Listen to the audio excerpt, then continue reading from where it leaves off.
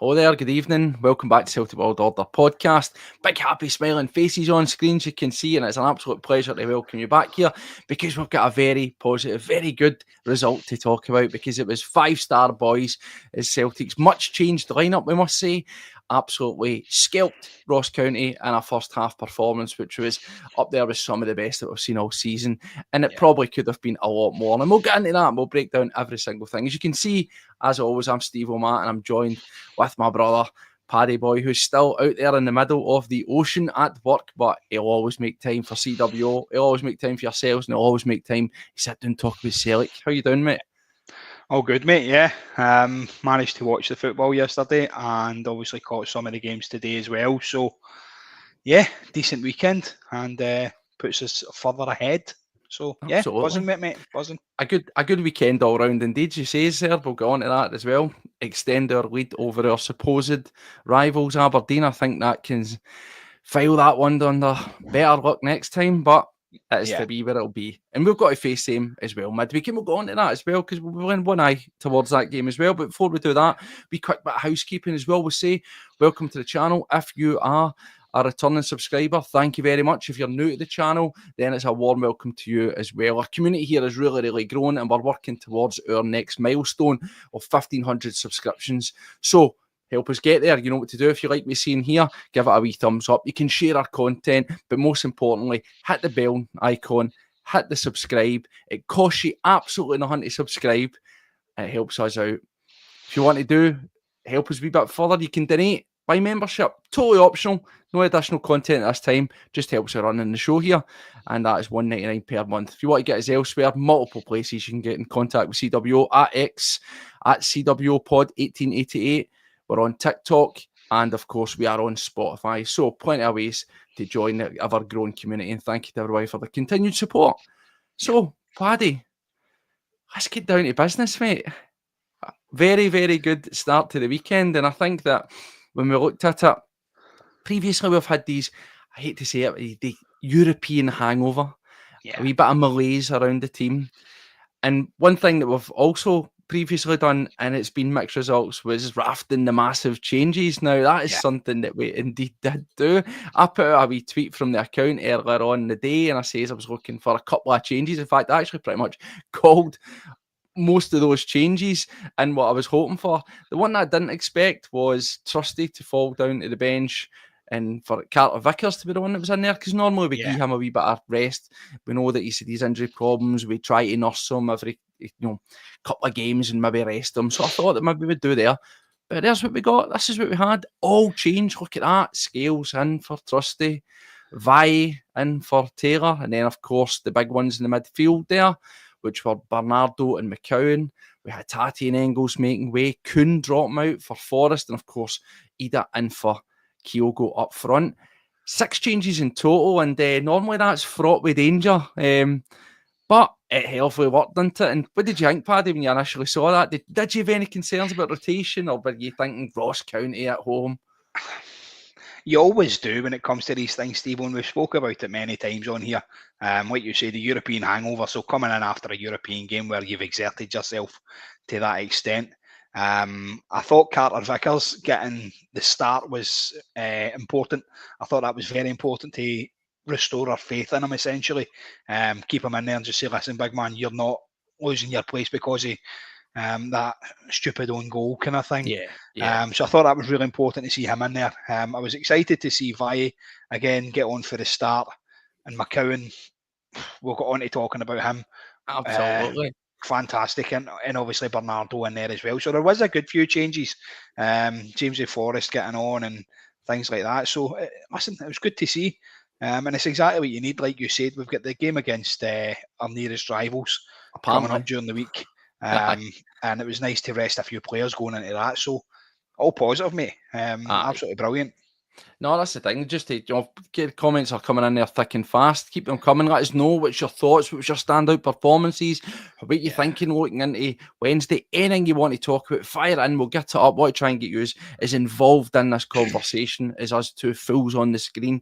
But no, Paddy, as you say, and I'm glad you said that about Carter Vickers. Do you think basically him getting kept in now? We obviously know that Trusty had the thing with the family. They announced that him and his missus are having a wee and all that. So maybe they would rested him for that. I don't know. It's not as if he's the one that's carrying a baby, but you get what I'm saying. Maybe his head would have been up in cloud nine, give him a bit of rest. But do you think that was just an exercise in man management for Brendan Rodgers? As you say, look, Carter Vickers, it was what it was. He owes us nothing. He's been one of our standouts, and it was a freak goal. It was a culmination of nonsense, and he was the one that unfortunately put the ball in the net. But that rest of that game, I thought he was defensively really, really strong. And we always say about supporting guys and putting faith in them. For me, I don't think Carter Vickers strikes me as the kind of guy that if he was put on the bench that he would have taken it personally. But do you think it was really just a combination of factors? Again, as I say it, Ross County at home, no disrespect, but saying, look, big man, just don't worry. In there, go and smash it and bring it back. Is it just man management for a manager there? I think it is. Listen, we know Brendan. We know what he does. He is a man manager. He gets the best out of the players. So for me, I think that's him restoring the big man. In case he did have any doubts, like you said there, I don't think Carter Vickers is the kind of guy that would actually let it get to him. Obviously, when it happened, you seen the head go down, and Casper reacted immediately. So did Callum, and they managed to bring him back on side essentially. And what a game he had after that. So. Aye, it could be a culmination of it all. And like you said about Trusty, the big man's just had amazing news. So congratulations to the Trusty family. That's absolutely brilliant. A new addition. Hope they can play football, maybe one for the future. Keep our eye in there.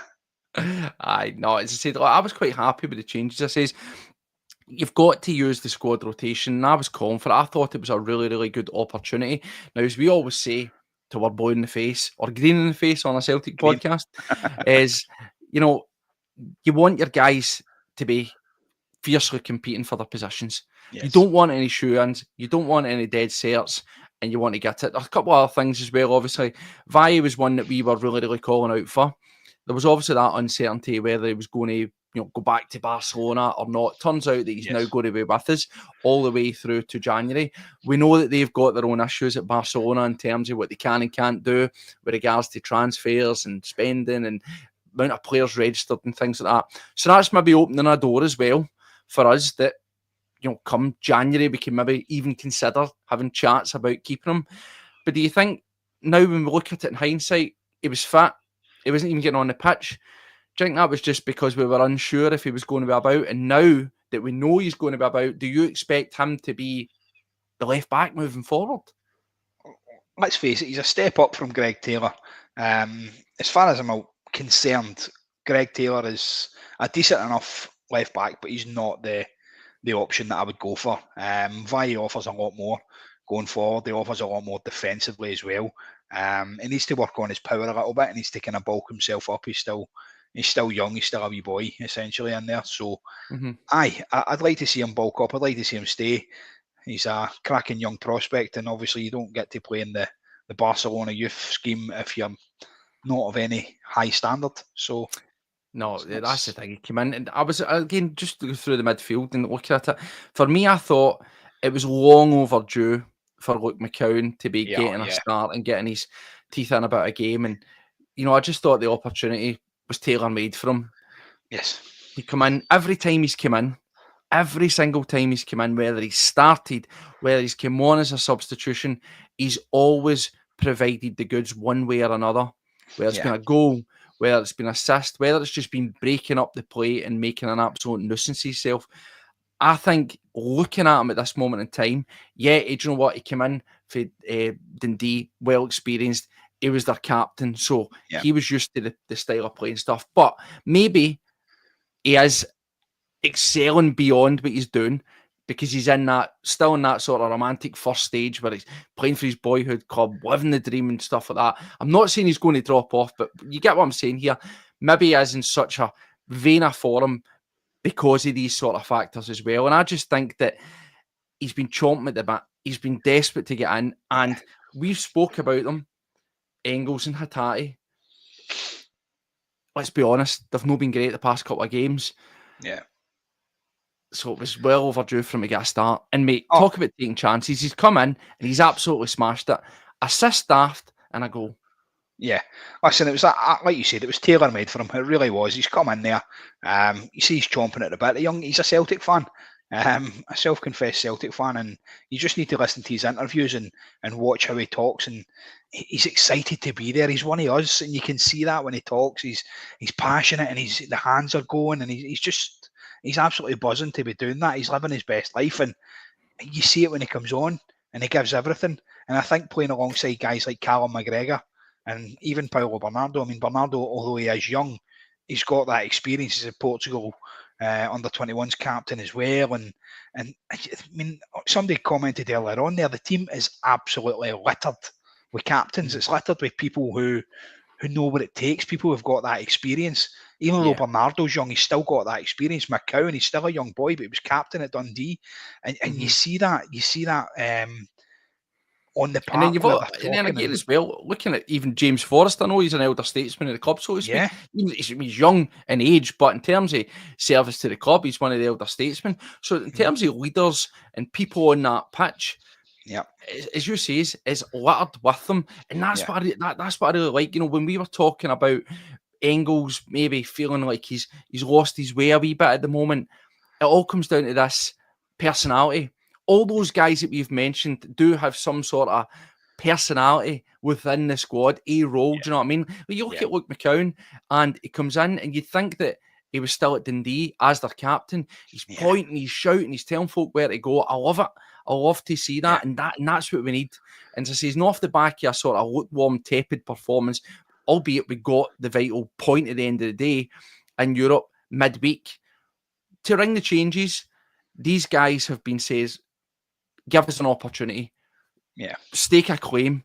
And for me, looking at it, going into Wednesday's game against Aberdeen, I wouldn't change that formula. You put the same team in? No, start with that team?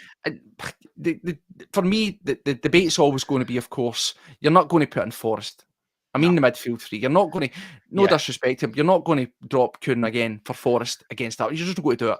Yeah. Either for Kyogo, we always prefer Kyogo, but I mean in terms of, I would go with McGregor. I would go, McGregor, and I would go with McCowan, and of course, Hangman beside him, Bernardo. That's what I mean. Don't change that formula.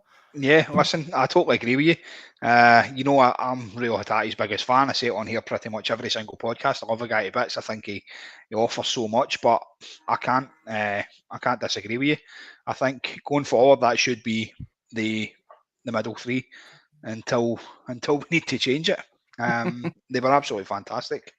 They've been absolutely flying. So yeah, fingers crossed. That's and that's the thing. Since we go into that game, mate, raft of changes. We've seen it before. As you said, we've seen it before. We've tried to mix the formula a wee bit too much. 6 changes is massive. Let's not kid ourselves on here. Yeah. It's absolutely huge. But for all those guys to come in, and pretty much all those guys near enough scored. I know. Near enough scored. And if Alex Vai gets that goal, by the way, that would have been incredible. It would have been 6 different goals. Those who did not score did everything but. In terms of their input to the game, I thought Vai was buzzing about everywhere. He looks so sharp. He looks an attacking threat every time he gets there. Got a wee bit of grit around him. He's getting himself defensively more solid, I think. You should say, Forrest. You always know what you're getting out of Jamesy Forrest. Constantly running, constantly probing. Looking as bright as he ever has.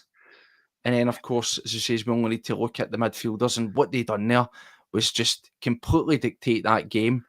Every single one of them to a man stepped up. And I'd go as far to say it's possibly the best first half performance that I've seen for Celtic this season. And there's been a lot of good first half performances, but for me, it just clicked. It was absolutely seamless, and it was a real statement by those players, let alone Celtic as a performance, to go out and say, look, this is what we can do.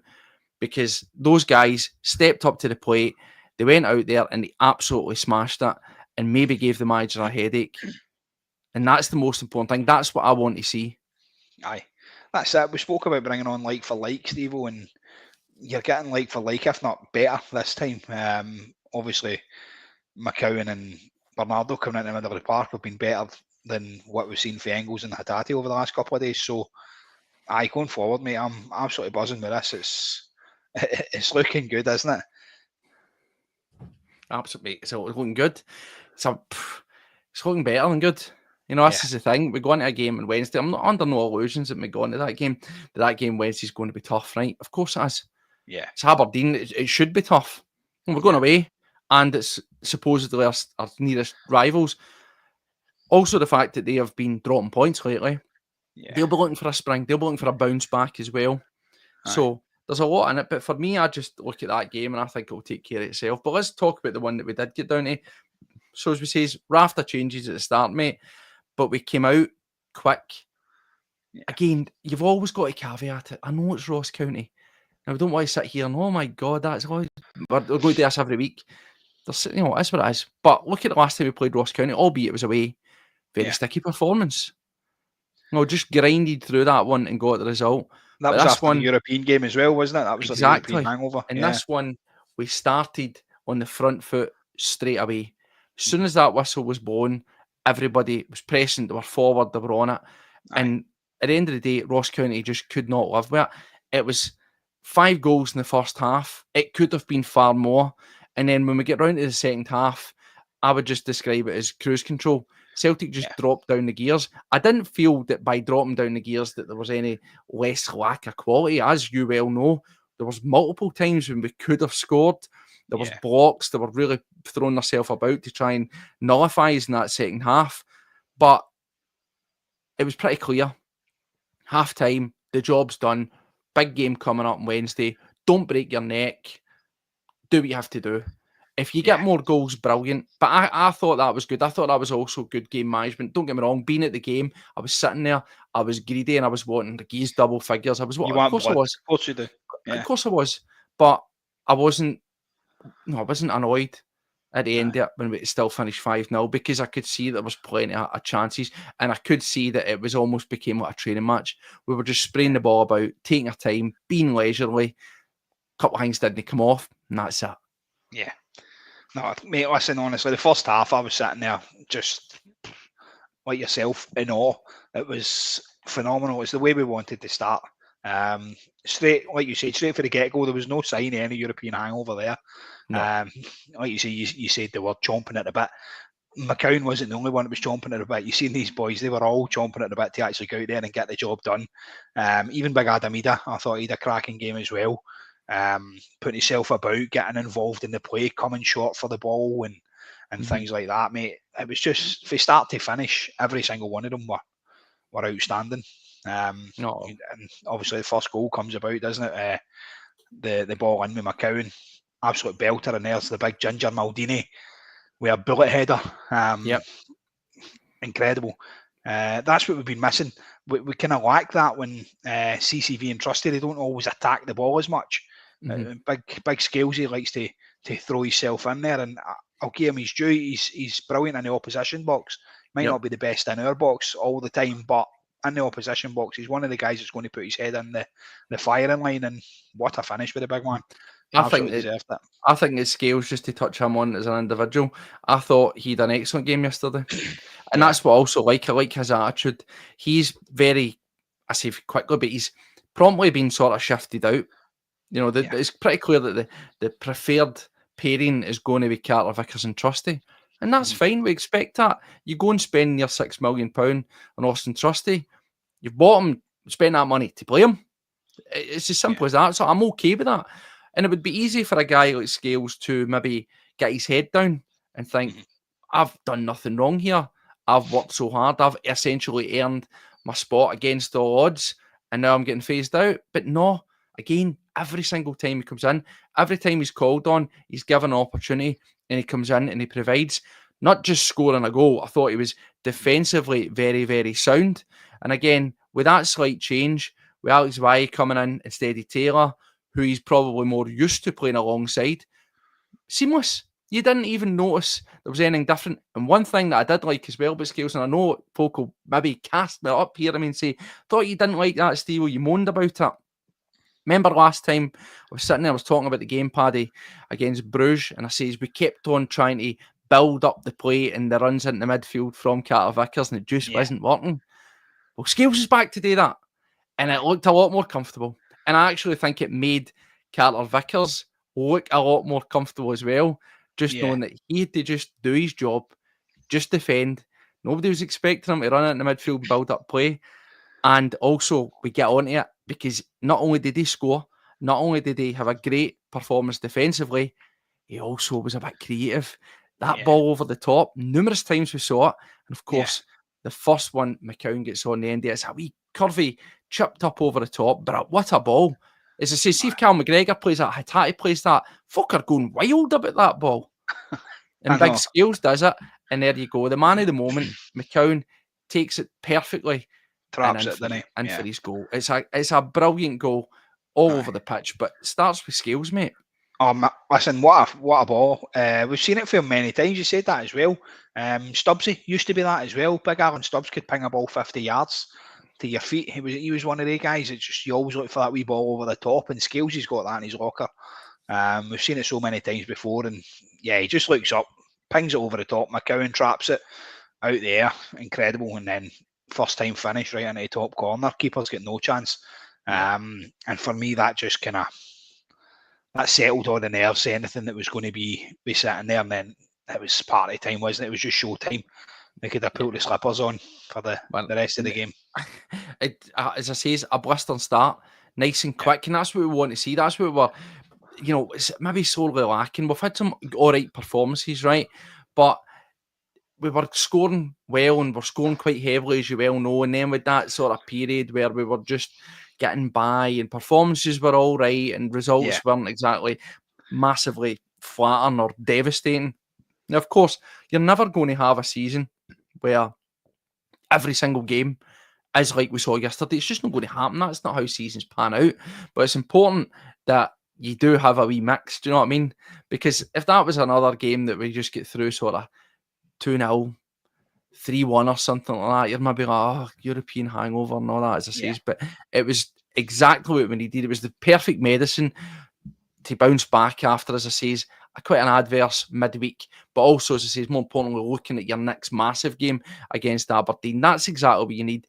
And as well, 5 different scorers, mate, on the day. That's what you want. Goals all over the pitch. Guys coming in that are being given their opportunity, rotating that squad. And as I say, guys putting in a performance that makes a question in the manager's head, who'd I play in this next one? And the guys sitting on the bench who didn't play are looking at it and going, right, how'd I follow that? And we'll get on to that, because whenever some of the subs came on, the question of how could I follow that was but they didn't. You know? And that's... Listen, going into this busy period as well, Brendan spoke about it. Obviously, we've got Aberdeen midweek, then we've got Hibs, then we're on to Dinamo Zagreb, and then we've got the baddies.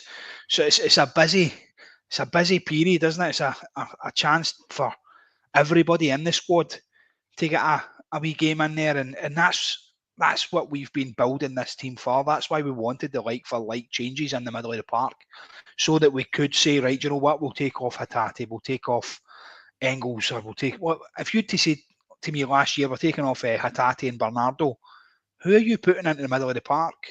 You're going to be putting guys in there like... who was it? Who's the boy that went away? Iwata, and then... Iwata. Do you know what I mean? So the quality wasn't in there, but now you're looking at bringing on guys like Mccowan, guys like Arnie Engels, even, who was on the bench there, and everybody that you're bringing on has got that passion, got that desire, and got the quality that we need to dispatch all of these teams. Going into Aberdeen, I'm not really fazed by them. I've seen a few people in the chat there saying that, this is the big one coming up and stuff like that. Nah, not for me. I mean, don't get me wrong, as Dave says, and I fully agree. Well, it's going to be a tough game. It can't not be a tough game, right? It can. I don't see it being anything other than tough, as I say, because they're going through a right sticky patch at the moment. They're literally and on the verge of capitulation. So it's important for them to show something, to show a wee bit of steel against us, because we are the benchmark, let's be honest. Now, I had this chat with a friend of mine who's an Aberdeen supporter, and I actually texted him today and says, "You're a disgrace." And he says to me, what did you expect, squad? And as I said as much, that's going to be their downfall. It's going to be the lack of depth of squad, and they're going to well with the same players. But when you look at it, They're getting dropping points to Hearts, to Aberdeen. No, sorry, Hearts to Hibs. They're unacceptable, they too. Yeah. Despite their stature as clubs, that's the point. So they'll be looking at us and thinking chance to bounce back. And it's up for us to go in there and extinguish them, mate. And I think we will. I'm with you on this one. I think they'll make it tough, but they will eventually succumb to what's coming their way. It's similar to I'm not going to say it's going to be like the semi-final that we went to, but I do see it being similar. I do see them putting up a level of resistance and then just end up getting beat like 3-0 or something. That's how much confidence I've now got in this squad, mate. Yeah, exactly, mate. Listen, we beat Ross County 6-0 with that team that we put out. The players that we've got coming back can easily do that to Aberdeen as well. So I am more than happy. I don't know if I'm as confident as Wally. He's saying 6-0 in there, but I'd take a good 4-0, Wally. I'll take a good 4-0. So. Yeah, well, let's get into this. Right? So there's a couple of things coming in. As it says, let us know your thoughts on that rotation of squad. Obviously, a lot of people are saying we go to Wednesday, we revert back to it. You know, we're here to talk about the guys that have made a case for himself. And again, I'm just bringing this up because Big Rab said it. It says, defensively it's good because we're not having a cover for Hatate. As we say, we are some of Hatate's biggest fans on here, none other than Paddy. But I do think it's fair to say that he's been up and down. And again, even with Arne Engels, I just think that looking at him, forget price tag, forget everything else. The manager's been doing well to sort of, again, manage, protect him, show faith in him. But at the same time, I don't think that if he gets removed for the starting lineup for a run of games that he's going to suddenly just fall apart and wilt in the sun like a lily. It's got to be cutthroat. I actually think if he were on the bench, that it'll give him real food for thought to really up his game and show why he was bought for £11 million. And that's what I mean. Just I'm using Luke McCowan. I would be furious if we dropped Luke McCowan for a game against Aberdeen. Because his all-round game yesterday, beyond, as I say, beyond the assist, the multiple assists, beyond the goal, just everything about him. He offered everything that we have been bringing up that we've not been seen for Hatate, that we've not been seen for Arne Engels. Yeah. So I have not got a problem with either of the two getting dropped out. And I do agree, as it says, one of our biggest faults through the course of the midweek game in particular was all right. I'm including the captain in it. We're all poor midfield. But Hatate and Engels were constantly losing the ball. When they were losing their man, they weren't chasing. They weren't doing the dirty work. Yeah, and McCowan's quite happy to go in and do that as well, isn't he? Yeah. He's quite happy to go in and do all of the dirty work and push forward and stuff as well. Like you said in there, when we signed Arne Engels, everybody was like, Arne Engels is a replacement for Matt O'Reilly. And somebody commented on it earlier on and says, McCowan looks like he's been the replacement for Matt O'Reilly. We paid £1 million for that guy for Dundee, and that's just frightening for him to come in and perform with that level of show that level of performance, basically. So for me, he has to be in the starting lineup come Wednesday when we play Aberdeen. He's got to be there. He's got to start in there. So yeah, I think that's an absolutely great shout, getting him straight in there. I mean, Callum in the middle, like you said, two captains, two guys in there. It's like Granty and McStay, isn't it? Like that kind of, both of them. Well, Peter Pointer, he got called, didn't he? Because he had that passion as well in there. And just to take you off on a wee tangent, because I love the debate here. What do you make of this? This is one for you, Paddy. It's Hatate's your main man. Hatate's a far better player than Engels and Bernardo. I'll personally just short and sweet, I don't agree. I think the way I love, don't misconstrue it. This is not a witch hunt. I love Rio Hatate, but I think he's a moments player. Yeah, he's a guy who will have one game that'll blow your socks off, or he'll do nothing and he'll pick a brilliant pass or smash in a brilliant goal. He's got magic in his feet and he's a very intelligent, he is a very talented player, but he doesn't have the consistency of Bernardo. He's more fancy than Bernardo, but he doesn't have the consistency of Bernardo. In regards to Engels, unknown quantity, as it says, Celtic for life, And I agree. I don't think we'll see the best of Engels until next season. But what do you think of that, Paddy? What do you think of that? Listen, That everybody comment, knows I'm Rio's biggest fan. I've said it on here many times. I love the guy to bits. I think what he brings is incredible. But like Steve-O said there as well, he brings it in flashes. He brings it every couple of games. Yeah, like he had an absolute fantastic game. I can't remember who it was against, but then he went like 4 games where he was a passenger.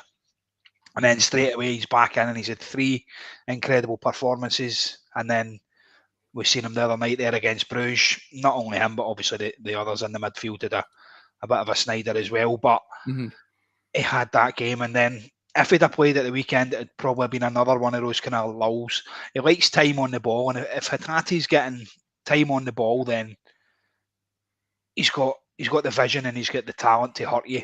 But I think if he's pressed and he's put under all that pressure, depending on what kind of mood he's in as well, he looks one of these players. If he's in the mood for the game, he's unplayable. He's got an eye like Tom Rogic. He's got the power in there as well. He can hold people off and he can shift the ball nice and easy. But for me, I don't know if you can say straight away that he's better than Bernardo and he's better than Engels. Engels we haven't seen much from. I was saying to you the other day that 12 million price tag, 11 million price tag, whatever it is I think it's weighing on his mind. I really do. I think it's shown, and I'd like to see him, like you said, maybe get a rest, maybe sit there and actually go, wait a minute, I need to fight for this place here. So it could be a good thing, him watching Luke Mccowan put in a performance like that. That's the thing. That's the biggest takeaway for me here. And as I says, those guys were on the bench, and the 2 guys that came in for their spaces covered every blade of grass. They contributed one way or another. Both got a goal. McCowan went a wee one further with multiple assists. That's exactly what we need. And that's all I want. That's all I want. Healthy competition. It's like for like. It's like for like or even better. That's all I want to see. And it was brilliant. And I thought they were excellent. And speaking of Bernardo as well, because he gets his goal as well. Another, a bit of smash and grab. Bit of stramash as it comes in. But a nice, neat finish. And again, it's just good to see these guys scoring.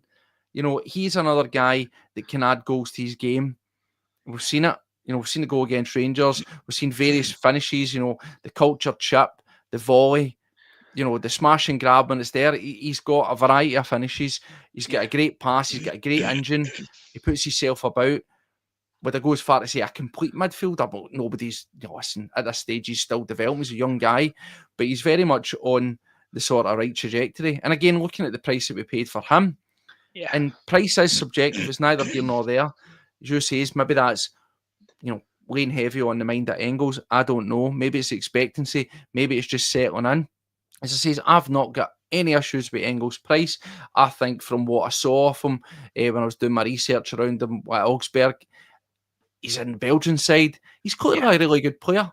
That's it. If you need any more pointers as to why he's been paid we've paid that kind of money for him, look no further than that. And he was very much a player that I still insist that if we didn't buy him and we wanted him come this summer, we probably wouldn't be able to afford them.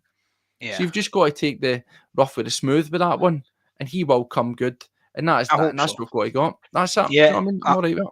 I hope Engels comes good. I hope that next season we should see the rest of him when he's able to relax in there and he knows the teammates round about him and stuff like that. He's new.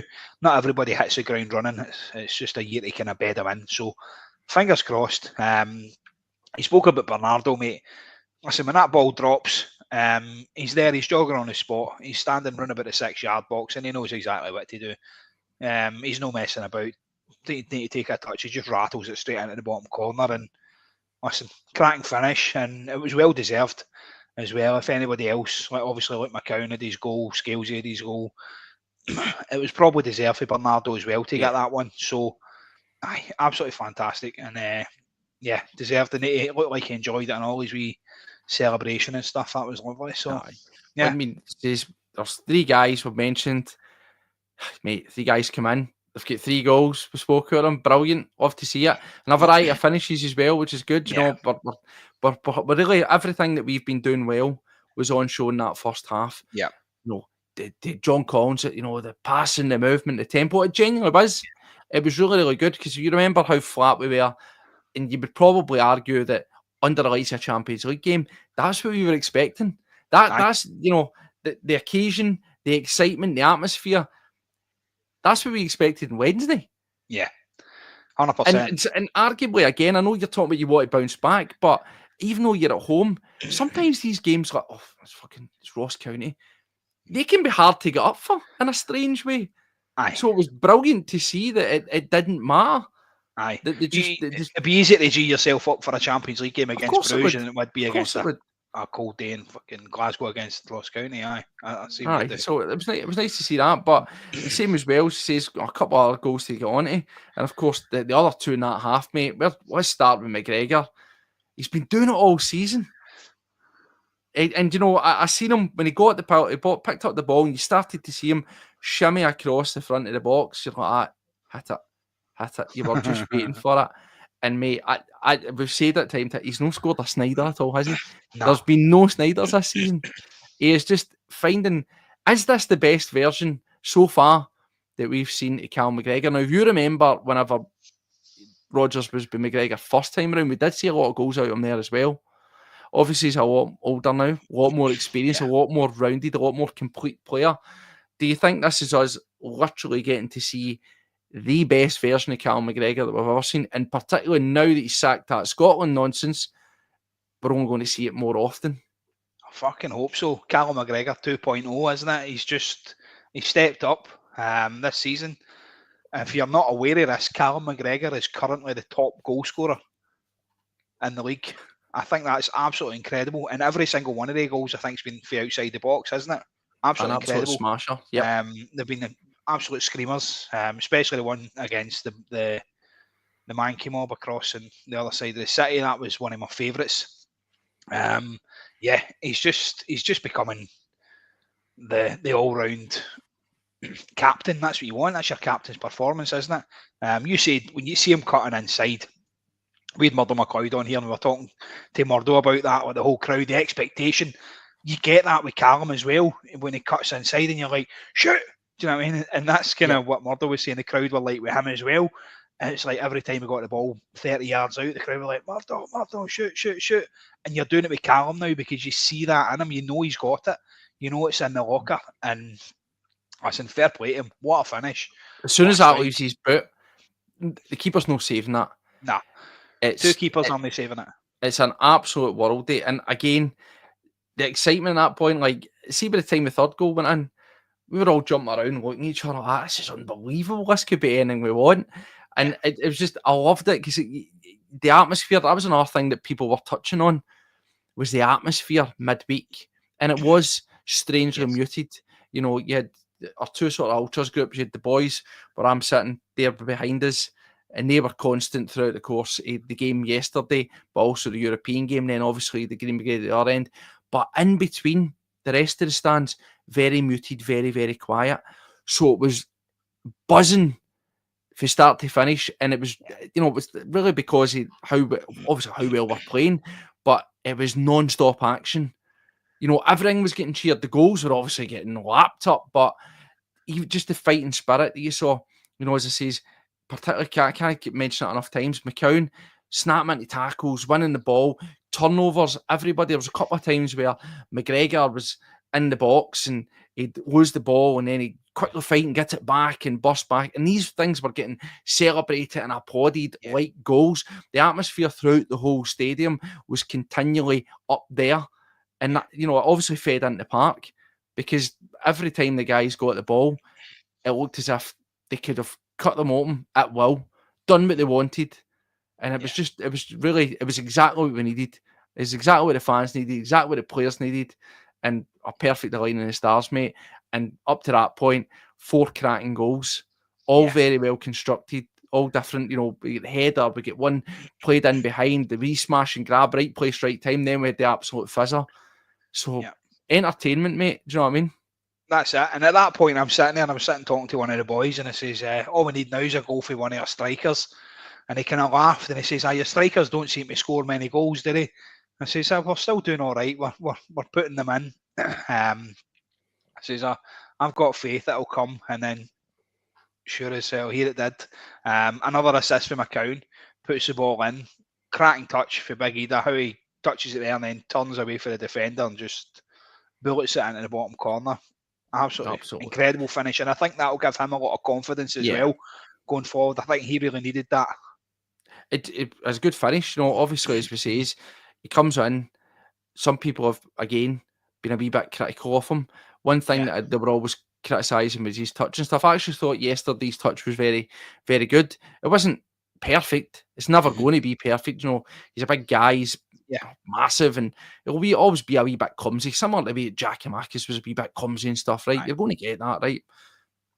Great finish. Very, very, the way he chops in, creates a space, and then just smashes it home. That's what I want to see out of him.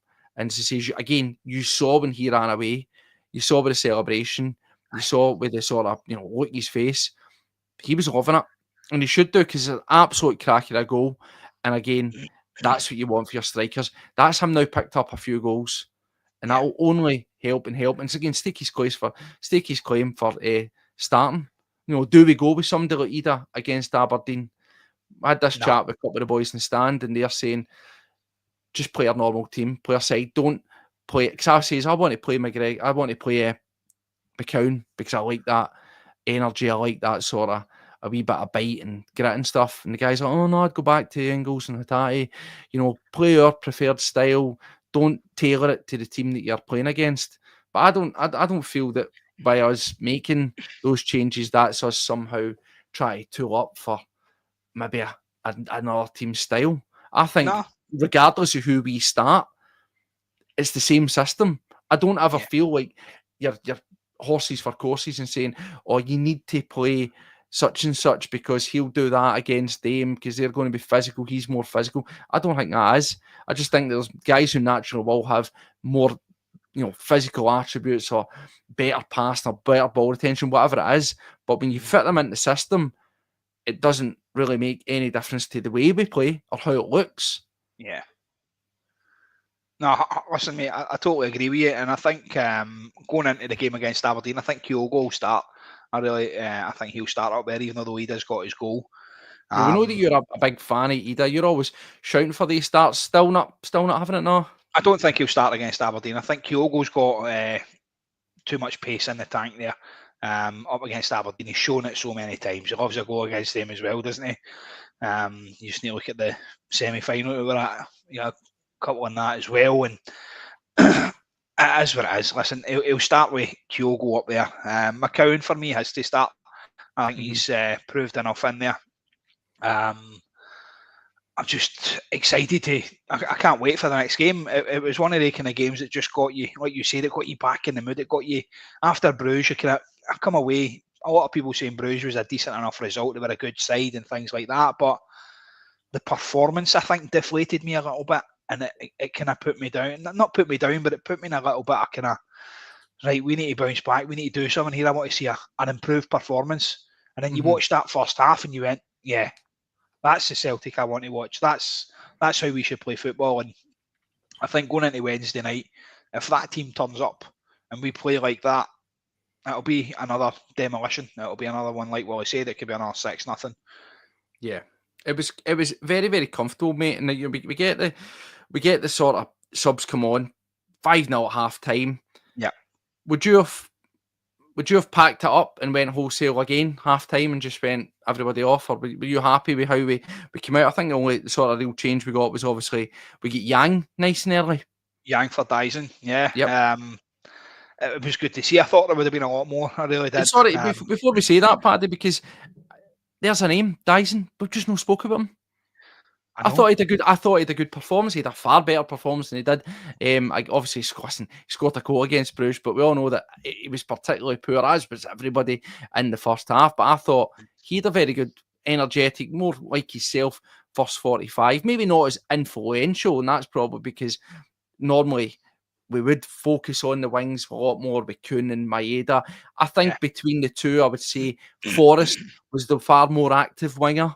I think that's probably fair to say. Yesterday, he was far more active out in that right than Maeda, but Maeda still played his part. But what do you think of him? did you think him coming off at half time was just, Give him a you wee know, rest. give him a rest, look towards Wednesday, or how do you think his performance, mate? Were you shocked it came off? Not at all. If it changed anybody, I wouldn't have been shocked. If he took off McCowan, McGregor, even if he took off any of them, you wouldn't have been surprised. You just think, oh, he's resting them for the games coming up, because Brendan spoke about it this busy period, and I thought you're 5-0 up, and it's a time to change the game, isn't it? It's a time to give these boys a chance, because let's face it, Ross County weren't going to score 5 in the second half, so the game was pretty much done. And we spoke about this with Rudy Vata as well. Remember, like the situation with Rocco. It's a chance for these guys to get on. It's a chance for game time for the other people on that bench that might not always get a start in there. So it was nice to see Daisy coming off and Yang coming on, because he needs some game time in there as well. So, wait, sorry, John. I just want to bring this up. All he says about Yang and Palmer to go not good enough for Celtic now. Obviously, I bring this up because we're talking about Palmer. Now, Palmer comes on half time for Dyson. Firstly, Yang come on for Yang. Sorry, my getting mixed up because two names there. But Yang comes on, and I thought, right, okay, he's getting a chance now. Firstly, to split his point there, Yang has been getting chances. He's been getting brought on quite recently. The past few games, it's been a thing. He's getting game time. He gets 45 minutes this time. Now, firstly, Palmer's not even near the squad, right? So this is a cycle. It comes and goes, and we're full circle again, mate. We're back at it. What does this mean for Palmer? What does this genuinely mean for Luis Palmer? Are we going to try and get him moved on in January? Because we already know, like, Forrest has been performing, Maeda, Kuhn. So he's already struggling against what's already there. And now we've got Yang as the guy that's getting minutes. The guy who was largely unfancied. You know, we were coming on here and slaughtering him, to be quite honest, because he was that poor. But now he's the guy who's getting put on. All right, we're 5-0 up, but it doesn't matter. He's getting given 45 minutes a time, and he's been getting minutes when Palmer hasn't, who's not even in the squad. So first part of that, Paddy, what does this say about Palmer, and do you think this is the beginning of the end for him? I do. He's going to need to show a lot of resilience, isn't he? We keep going back to it. His wee Instagram post there. Listen, he seems to do well for his country. He seems to do well out there, but for me, he's not doing it for Celtic. He's too greedy. He's too predictable. He's just not got that. I don't know, that style. He's not the kind of player that we like. Yang comes in, and do you know what? He's not the best player. He's not the best that we've got in these positions, but he's got a heart. He drives, and he's got a bit of skill about him. He knows where the back of the net is. He's not shown it often enough Paddy, for me. Did you like what you saw or have saw in his cameos from Palmer? Now, I walked out the stadium and I got a text into one of my groups, and it was pretty much that. Wording was, Palmer is shite. No, not Palmer, sorry. Yang is shite. That was it, right? And I personally, I mean, I've sat here and I'll be very frank and very honest about what I think of Palmer and what I think of Yang. I thought Yang looked all right. Did he look amazing? Did he look on the standard of Maeda or Kuhn or what Forrest did? Well, no, he didn't. Yeah. But I liked what I saw. He was very direct. He was getting in behind his man. He was putting some decent balls, working wee short passes, couple of balls across the back. He was putting in some work rate. He was deep a lot of the time. See the amount of times he was right back there, down at the left back position, ball winning and running and advancing us up the park. Did I think he was brilliant? Am I going to say it's the second coming and he's going to be brilliant? Well, no, he's not. But I liked what I saw, and I didn't walk away from it and think that guy's garbage still. Yeah.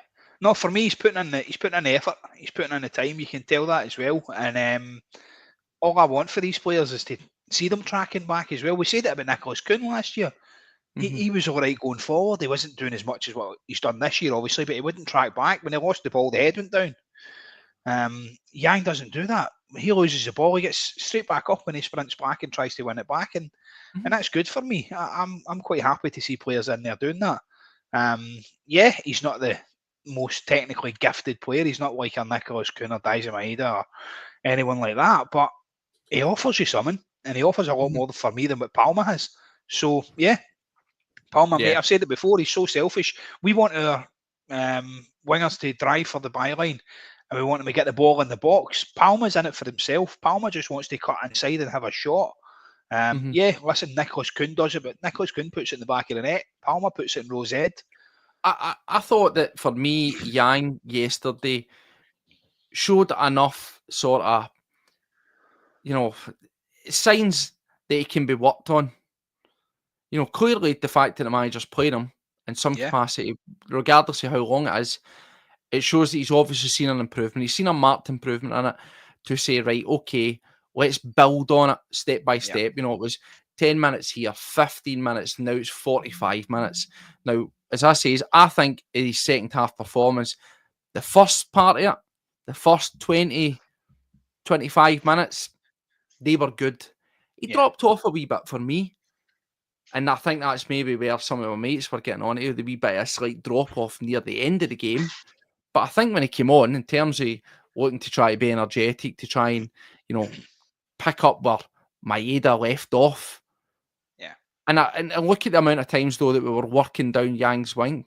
We were doing more down the left, I felt, in that second half through him than we had been previously in the first with Maeda. That's just my take. No, listen, mate, I totally agree. And then after that, obviously, we got to the 61-minute mark as well. And then you see another few changes coming on, don't you? You get to see Arnie Engels coming in there, and then you get to see Tony Ralston coming in for Alistair Johnson. So that was nice to see. Nice to see Tony Ralston getting on and getting a few minutes in there. Johnson's one as well that we've hardly even mentioned, but I don't think he put a foot wrong either. I thought he was solid at the back as well. No. Done everything that was asked of him. What I thought was interesting, I don't think we mentioned Palmer so much because, not Palmer, sorry, Palmer and Hedges are all talking about Palmer. And Yang, no, not Yang. I don't think we saw as much AJ in that game to talk about him because, unlike his sort of, the way that him and Kuhn always do the overlaps, as far as I could see, he was just walking into about the halfway line, getting to Forrest, and he just took it for there. Because see what he normally does, where he's more advanced in attack. He wasn't doing it because he didn't need to do it. Forrest was just give me the ball halfway line, and he was just head down charging, doing his thing. So we didn't need. He just got to focus on defending, and he was barely troubled. So steady but quiet, nothing to write home about. And as Paul says, he's a warrior. I love it. I love. He's again. We talk about captains. You says there was 3 captains in that midfield. There's another captain-like figure, big personalities throughout the squad. And that's the difference maker for Celtic at this moment in time, I feel. Mate, it was incredible. Arnie Engels when he come on as well. Let's not be about the bush. I thought he'd done all right. Again, he was decent in the middle of the park. So just to touch on him, we get it there. So obviously, Hatate comes on 70 minutes for Mccowan. Before that, Engels on about 60 mark. Later on, we get Taylor for Bhoys, you says, and Ralston was for AJ 60 minutes. Right now, just for balance again, it's just speaking on what we say. You said you wanted to see more out of Arne Engels. Yes, I thought, and even with Hatate, I thought when I looked at the first half performance that you got to Bernardo, I looked at the first half performance that you got out of Mccowan, I'm thinking, right, they're bringing on Hatate, they're bringing on Engels, and I expected to see something special to both of them. An upgrade. Because see exactly what I turned around and says to you, where they're sitting and watching that and going, they've played well, by the way. I need to up my game. I genuinely thought that they would come on, and particularly more so Hatate would look to grab the game with the scruff of the neck and really make a mark creatively. And that, for a sort of dictating play, I would have seen that for Engels. Yeah. Do you think they just blended into the background because it was a procession by that point? Or do you just think, I was going to say there, you don't know what Brendan said. You don't know what he said to them as well. As Brendan said, right, lads, go out there and tear it up, get a couple of goals. Or as he said, listen, lads, go out there, make it solid. just get the ball, play it side to side, keep possession, blah blah. That could have been what's happened there. And aye, Engels, he pings a cracking ball into the box, he really does. But aye, listen, for me, you can't really judge them coming on at the 61st minute mark or 70th minute mark. When both of them kind of come on, you couldn't really say, because at that time the game is over and Brendan's probably looking for a clean sheet and he's putting these guys in there to try and nullify them, isn't he? But Paddy, again, I'm being a wee bit greedy. I'm going to be a bit forceful with Paddy. I'm going to force you, right? I get what you're saying. I really do, and we don't know what the manager says. And it was a procession. It was like a training match. So a lot of the initial energy that we had in the game wasn't there. We were still passing it nicely. We were still dominating the ball. We still, as we saw, created a lot. Forrest a couple of times we really burst in and, get in behind and unlucky not to be in the score sheet. There's a couple of blocks. There's a couple of ones that were coming off the bar. We done everything but score in the second half. Yes, the level and intensity dropped down a wee bit. It felt like we'd put it down into third gear and we were happy to just cruise, not overexert ourselves. If the goals come, the goals come. But again, I come back to this, Paddy. We've always says, and we're talking about Palmer, and this is why I'm bringing it up, because every time we spoke about Palmer and we spoke about Yang previously, we says, see, when you come on, you get given your minutes, regardless of whether you're chasing the game or you're absolutely cruising 3-4, whatever it is, nil up, you need to do just more than go on the pitch. Aye. So that's my point I'm trying to make here, Paddy. Yes, we're cruising.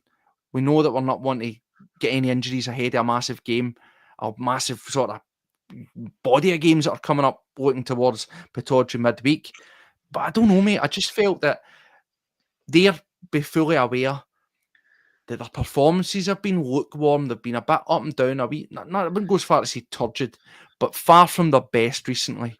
Yeah. And they'll know. The manager's coming out and saying, and he's rightfully protecting Engels. So Engels knows that that's somewhere there's chats about his performance levels amongst fans or media or whoever it is.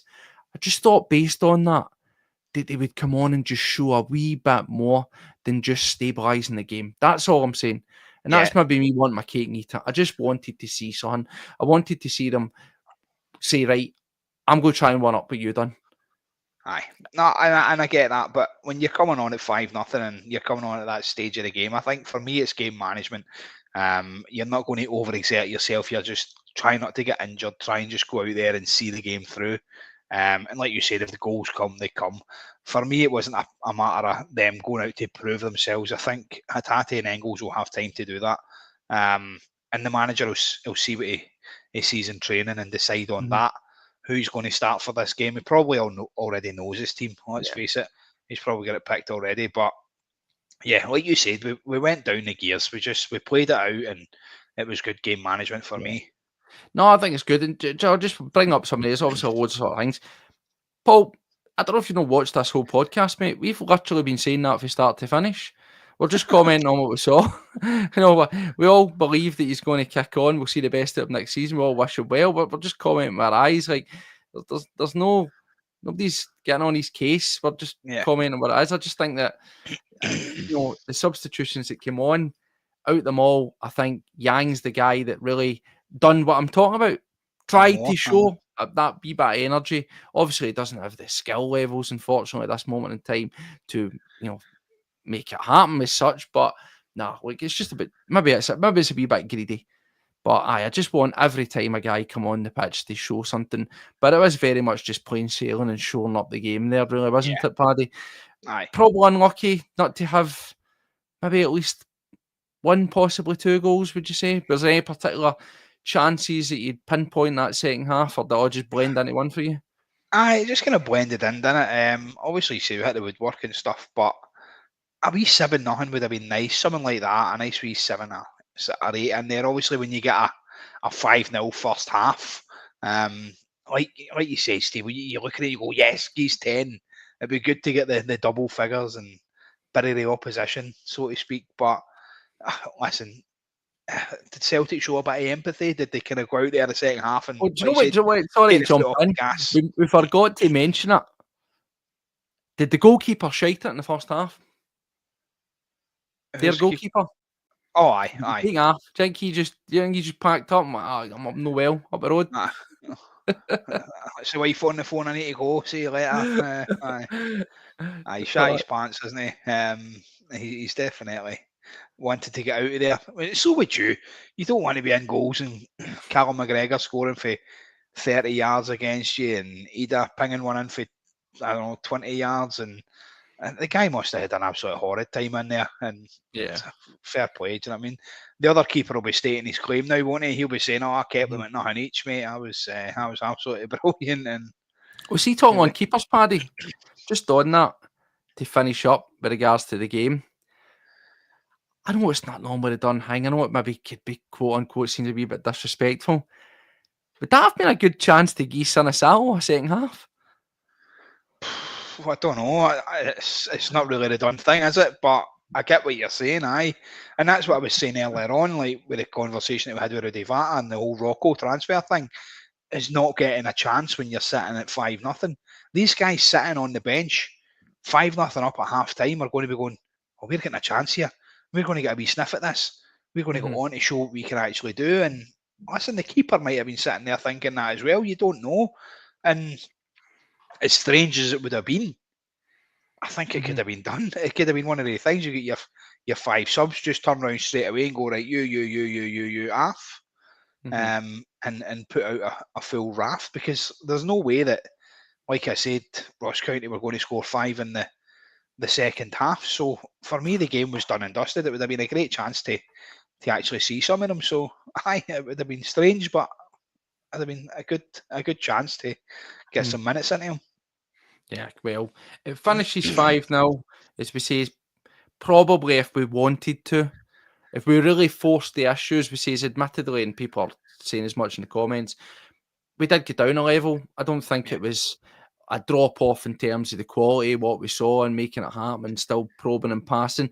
The intensity level may have been down, but I always felt that if we really, really wanted to push that game, if we really wanted to kick it into overdrive, we could have done that. We could have went there and added another 3, 4 or more, Yeah, depending on how we done it. You know, we eventually just see the game out, and at the end of the day, you maybe walk out the stadium slightly disappointed just because it says the greed gets in you and you see it's like you're 5-0 at half time, you're like, oh, here we go.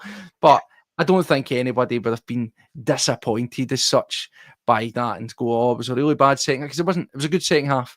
yeah, It was composed, it was controlled, and it says a couple of things didn't come off, but a perfect setup. And as we says, look towards this game against Wednesday. So on that, things have worked out very, very well for us. In fact, and just to bring us up to actually show just how dominant that game was, take a wee look at this.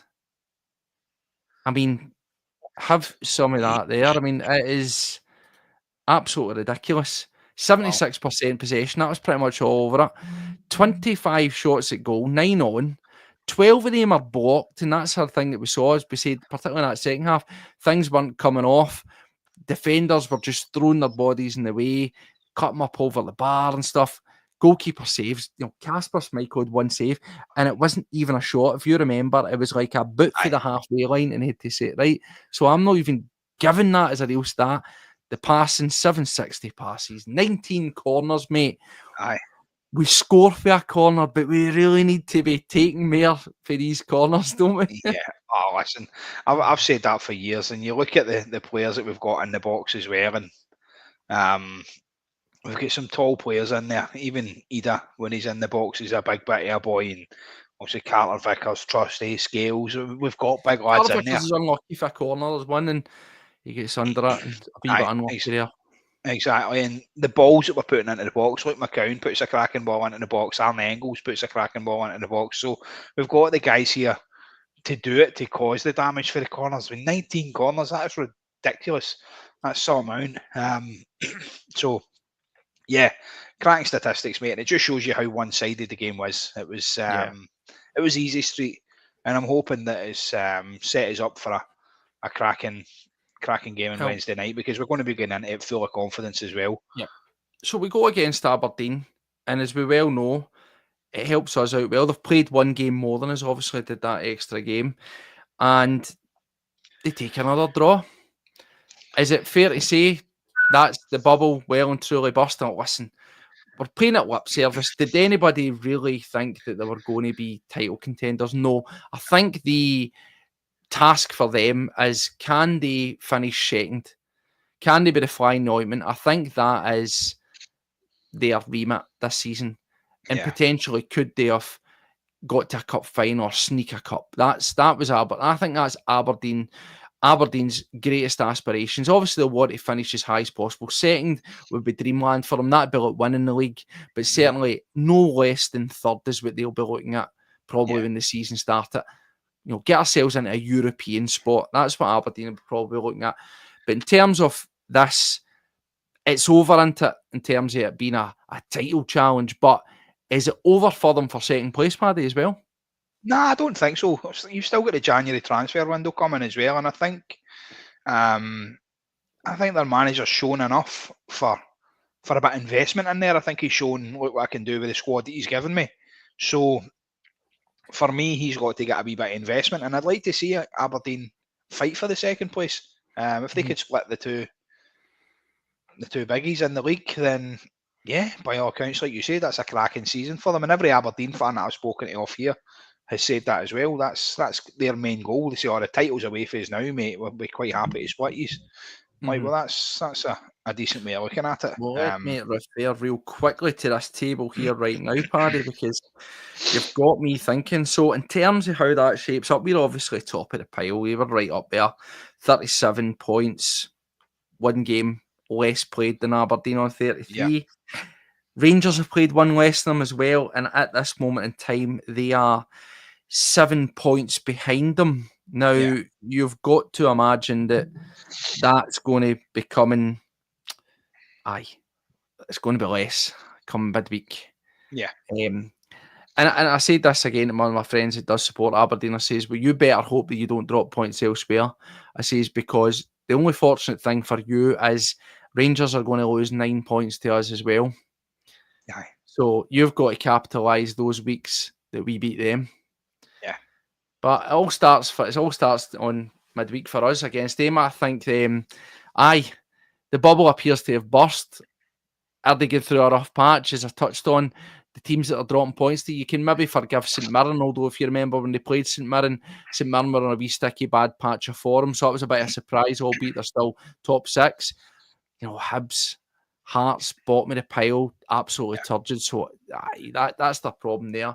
But on the other supposed rivals, because I did have no shame, I watched a bit of their game today, they are terrible.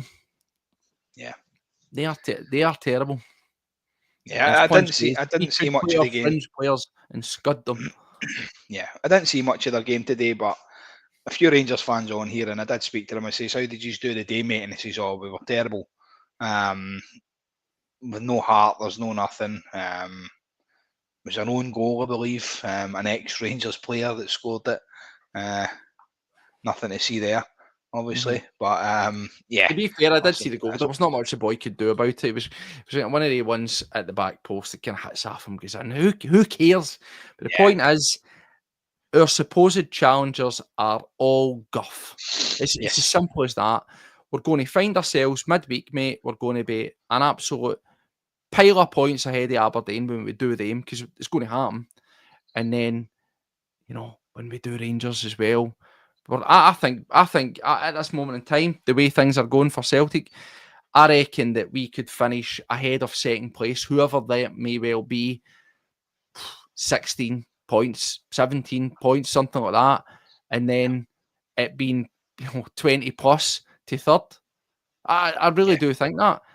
The only bit that's going to be exciting for the league is going to be who's battling for second place. Yeah, and that's it, mate. Listen, we're well and truly ahead. Get this game out of the way against Aberdeen on Wednesday. Scud Hibs at the weekend, and then into Dinamo Zagreb. For me, that's the big one coming up. I'll obviously take one game at a time, and that's what the manager will be saying that he's doing just now as well. We're going to take one game at a time, and blah blah blah blah blah. Going in against Aberdeen, obviously, we're going to start quite a heavy squad there. We're going to start our big boys in there. We're going to have pretty much a full squad, like you say. We'll be starting with Kuhn and AJ and Carter Vickers and Trusty Do you everyone think else in there. Do you know what I mean? midweek a return to what you're expecting? You expecting it to be what we've seen before? I mean, if it's me sitting here, I bring back in Trusty for Scales. Pardon me. I bring back in Kuhn. The midfield three, You keep the same. I do. For me, I keep the three of them. I would. Mhm. If I was going to pick one to come back in,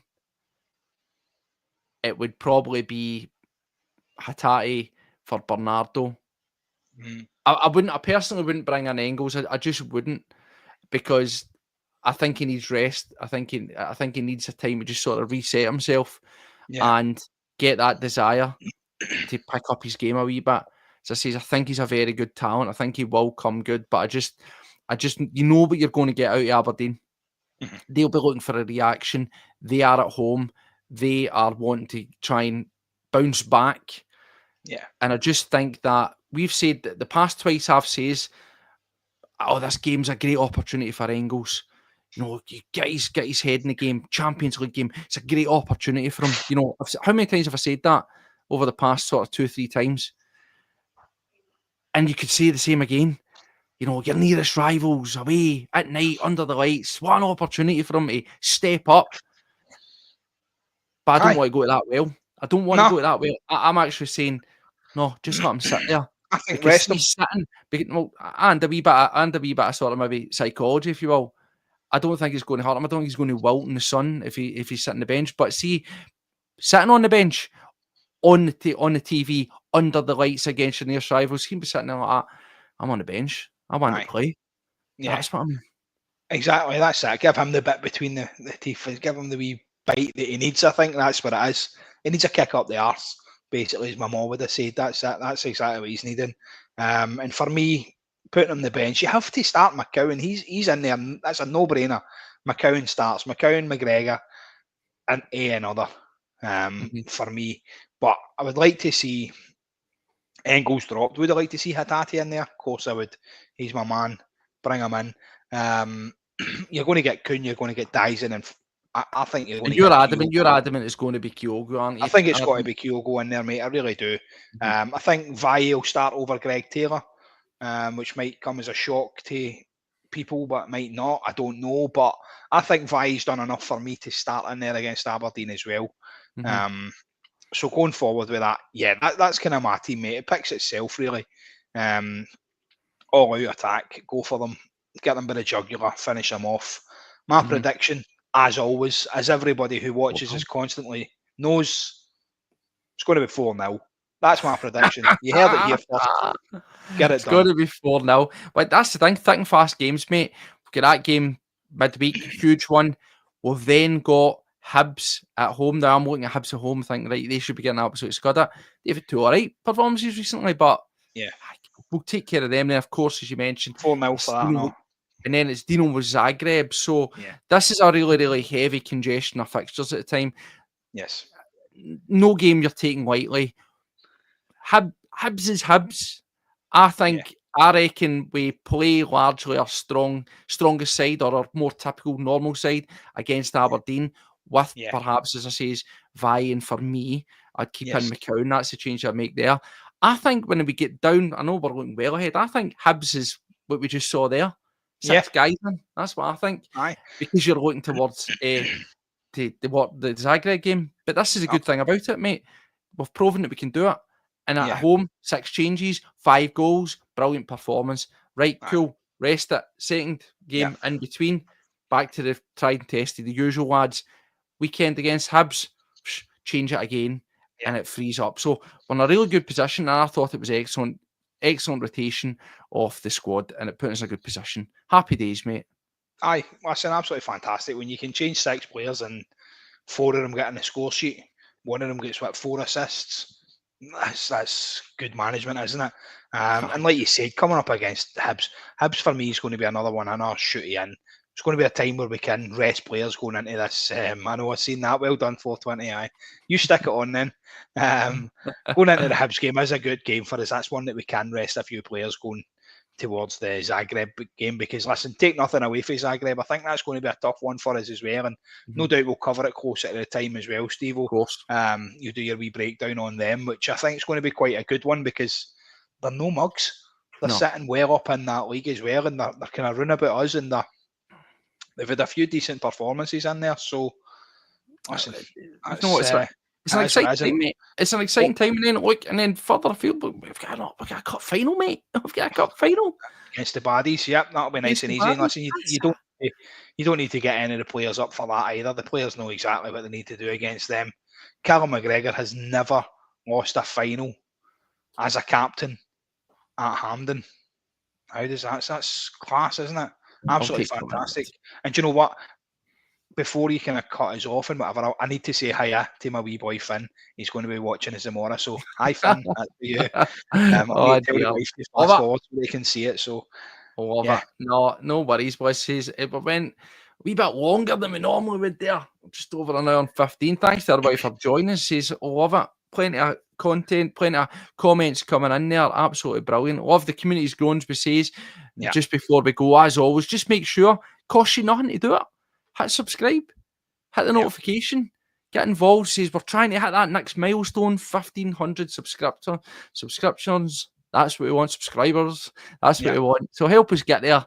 Share the word, as we say. Connect us on our socials as well, and let's get this eyes into this podcast. And just before we go, one more reminder as well. Remember, we are still taking any collections for the Christmas toy appeal in our local area.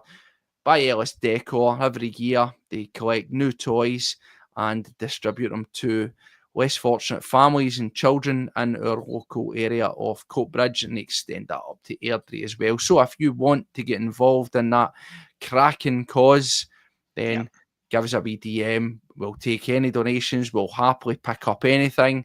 Because no kids should wake up without a gift with Santa at Christmas. Not at Celtic gave us a gift yesterday, 5 of them. I'm sure Aberdeen gave us a gift they didn't want to give us today. Well, a wee bit of extension on that lead. And of course, we go up there to Pittodrie midweek, and hopefully, again, it'll be an early Christmas present as we well and truly bury the title charge. And, mate, the league could be wrapped up by Christmas itself, couldn't it? Yeah, 100%, mate. And listen, I heard the fans as well singing yesterday. You could hear it over the TV, singing the snow is falling all around me and things like that. And you know what? It just gets you buzzing this time of year, and it's incredible. We've got a lot of games coming up, a lot of football to keep us happy. But like Steve-O said on there as well, there are kids out there that don't have anything. So listen, we're doing what we can to help out all of these different causes and things. And a lot of the ex-players and stuff have been signing things for us and bringing things in. So there's going to be a lot more stuff coming from us regarding the kind of charitable side of things as well. And we'll get you all involved in that if you're up for it, guys. So listen, thanks very much for subscribing and coming across. I really appreciate it. Heard enough from ourselves tonight. So thanks again for joining us. Brilliant end to the weekend, mate. Love it. Looking forward to Wednesday already. We'll be here through the week, I believe.